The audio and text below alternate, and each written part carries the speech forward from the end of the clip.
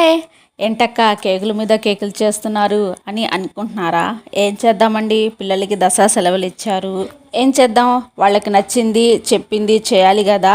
అందుకే కొంచెం కొత్తగా డిఫరెంట్గా ఇడ్లీ ప్లేట్లో కస్టర్డ్ కేక్ చేస్తున్నాను. టీ టైమ్ స్నాక్స్ కానివ్వండి, పిల్లలకి ఎంజాయ్ చేయడానికి కానివ్వండి, చాలా అంటే చాలా ఫ్లఫీగా టేస్టీగా అద్భుతంగా ఉంటుంది. తప్పకుండా ట్రై చేయండి. కేక్ కలుపుకోవడానికి ఒక పెద్ద గిన్నె అనేది తీసుకున్నాను. అందులో మెల్టెడ్ బటర్ 1/4 కప్ తీసుకున్నాను. షుగర్ పౌడర్ వచ్చేసి 1/2 కప్ షుగర్ పౌడర్ అనేది తీసుకున్నాను.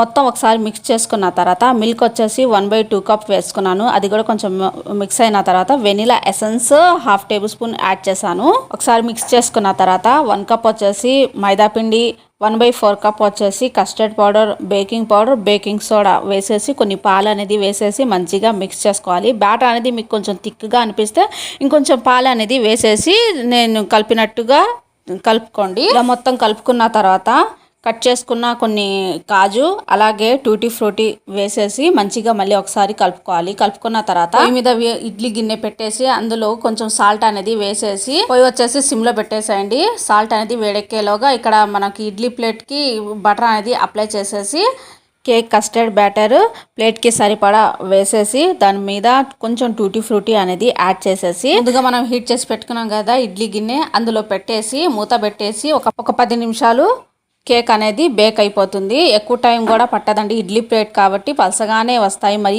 తిక్కుగా అయితే రావు కదా. మనం ఇడ్లీ ఎలా 10 నిమిషాల్లో బేక్ అయిద్దో ఈ కస్టర్డ్ కేక్ కూడా సేమ్ అలానే 10 మినిట్స్ కంటే ఎక్కువ టైం పట్టదు. 10 నిమిషాల తర్వాత మూత తీసి చూడండి, ఇడ్లీ ప్లేట్లో కస్టర్డ్ కేక్ అనేది రెడీ అయిపోయింది.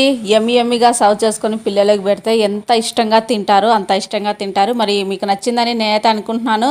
తప్పకుండా ఇంట్లో ట్రై చేయండి. అలాగే మీ ఫ్రెండ్స్ అండ్ ఫ్యామిలీకి ఈ వీడియో అనేది షేర్ చేయండి. అలా షేర్ చేయడం వల్ల నలుగురికి తెలుస్తుంది అనమాట. ఎండ్ వరకు చూసి ఒక లైక్ ఇచ్చేయాలండి. ఉంటా మరి, బాయ్.